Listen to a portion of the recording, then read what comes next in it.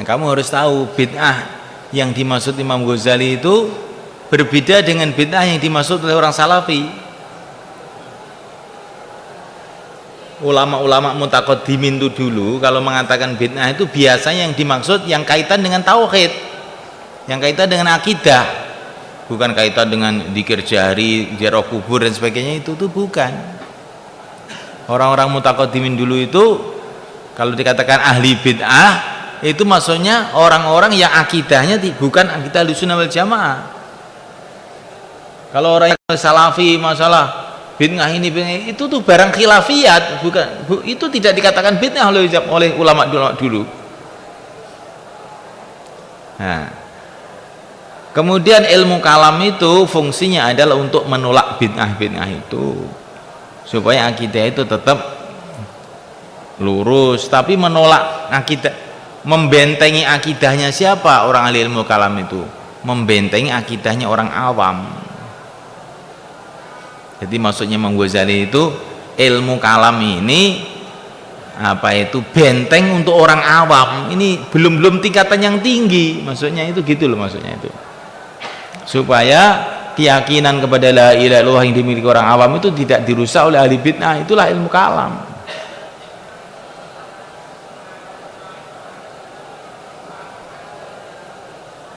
Ya kan, kebanyakan orang mengira bahwa ilmu kalam itu puncaknya tauhid. Bukan, itu minimalnya tauhid, bukan puncaknya tauhid.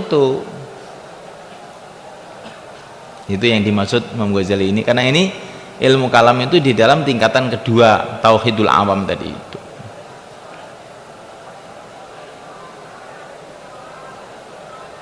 Nah, ilmu kalam itu ya puncaknya ya seperti yang kita baca dalam Dasuki itu, hanya Allah yang kuasa, hanya Allah. Tapi semua ini adalah kesimpulan akal, belum sampai kepada tingkatan nurul mukasyafah, rasa hati itu belum dibahas sama sekali. Dalam ilmu kalam tuh nggak ada cerita bagaimana orang tuh punya perasaan begini, perasaan itu belum, nggak dibahas. Cuman kesimpulan akal aja. Nah, kesimpulan akal itu adalah tingkatannya orang awam. Nah, jadi itu paham apa ide. Jadi tauhid kuwi. Tapi tauhid yang tingkat 3, tingkat keempat itu pun tidak bertentangan itu alibatanya munggah jadi lebih tinggi lagi. Bahkan seperti yang saya ceritakan tadi, tauhid yang keempat itu pun belum tuntas, nggak ada tuntasnya. Bahkan sebagaimana sifat Allah itu tidak ada batas, maka merasakan sifat Allah itu juga tidak ada batas. Maka la ilaha, tidak ada yang ilah, sifatnya ilah itu tidak ada batas.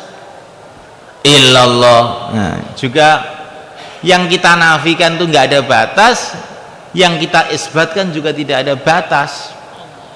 Nah, jadi makanya ilmu mengenai la ilaha illallah itu suka orang rampunge. Rasa yang dirasakan seseorang mengenai la ilaha illallah itu nggak ada selesainya. Makanya saya kan dikira pertama kali Allah, tapi kok puncak akhirnya dikira malah tahlil la ilaha illallah. Kan aneh toh. Mestinya itu la ilaha illallah ngepol kali Allah kali-kali Allah tok. Saya bautin kan gak, malah dibalik.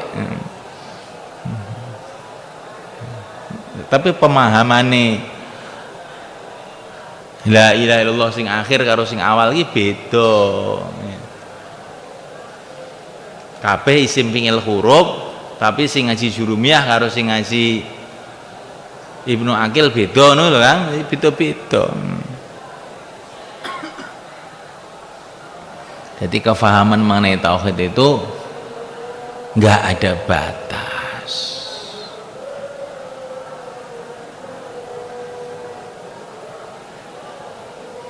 Subhanallah, alhamdulillah.